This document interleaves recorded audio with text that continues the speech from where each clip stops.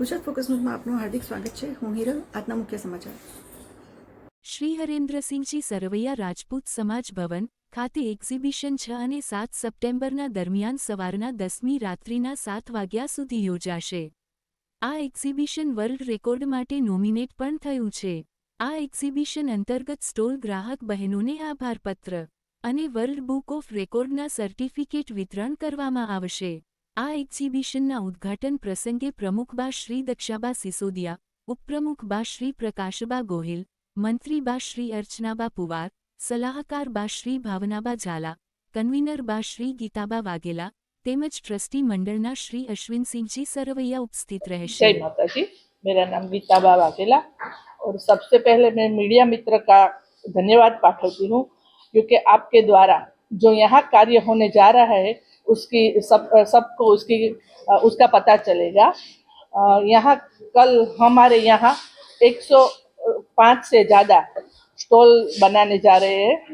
1965 से स्थापित हुई यह संस्था राजपूत विद्या सभा, इनका महिला संगठन कई सालों से काम कर रहा है और श्री राजपूत विद्या सभा में 3 पांखें हैं।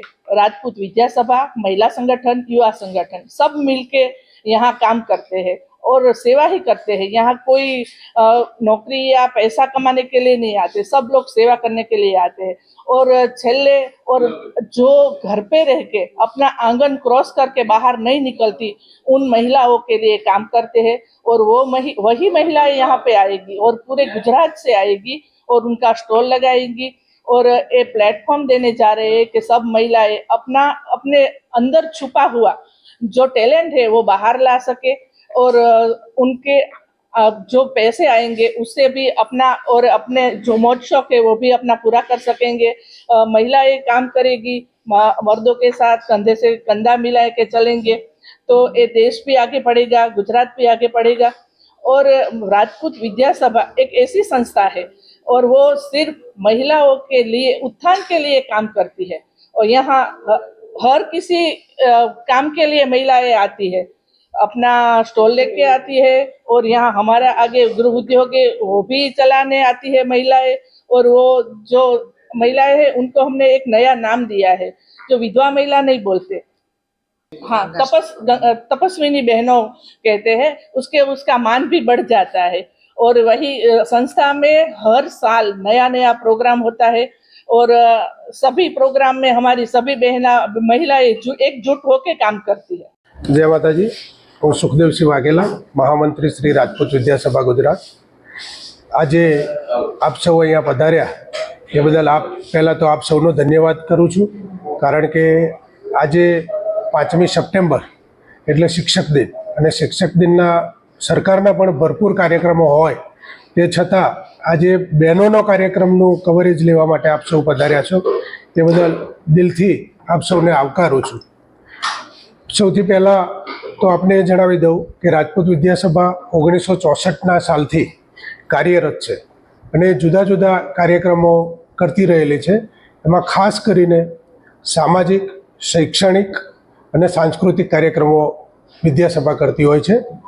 એમાં અત્યારે અમારા પ્રમુખ સાહેબ અશ્વિનસિંહજી સરવૈયા જેઓ અંબાજી માતાના દર્શને ગયા છે એટલે ઉપસ્થિત નથી રહી શક્યા, પણ એમનો પણ શુભેચ્છા સંદેશ આપણી સાથે છે. અને આવતીકાલથી જે બહેનોનું પ્રદર્શન શરૂ થવા જઈ રહ્યું છે એમાં ભાવનગર નેક નામદાર મહારાણી સાહેબ ઉપસ્થિત રહેવાના છે અને તેમના હાથે પ્રદર્શન ખુલ્લું મૂકવામાં આવશે.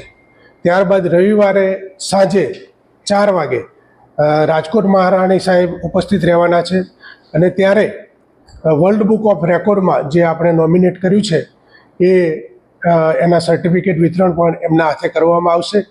અને ખાસ તો આ હરેન્દ્રસિંહ સરવૈયા રાજપૂત સમાજ ભવન ગોતા મુકામે અમદાવાદમાં આવેલું છે એટલે હું તમામ ન્યૂઝ જોતા અને સમાચાર સાંભળતા ભાઈઓ બહેનોને વિનંતી કરું છું કે આ 2 દિવસ આપ સૌ ખરીદી કરવા માટે પધારો. અને અમારી જે બહેનો આ કાર્યક્રમમાં ભાગ લઈ રહી છે એમાં ઘણા બહેનો વિધવા પણ છે અને ઘણા બહેનો જરૂરિયાતમંદ છે કે જે ઘરેથી પોતાની રોજીરોટી ચલાવે છે, એવા બહેનો પણ આમાં છે. એવું નથી કે ખાલી જરૂરિયાતવાળા બહેનો છે, ઘણા શોખથી પણ કરતા હોય છે. અને એ બહેનો માટે ખાસ કે જે શોખથી પોતાનો વ્યાપાર કરતા હોય છે અને પછી અહીંયા ખૂબ મોટું દાન સમાજ ભવનમાં આપતા હોય છે અને એ દાન દ્વારા પણ ઘણી મદદ થતી હોય છે જે જરૂરિયાત માણસો છે એમને. એટલે આપ સૌ આ મીડિયાના માધ્યમથી જોઈ અને બંને દિવસ પધારો એવી અમારી નમ્ર વિનંતી છે.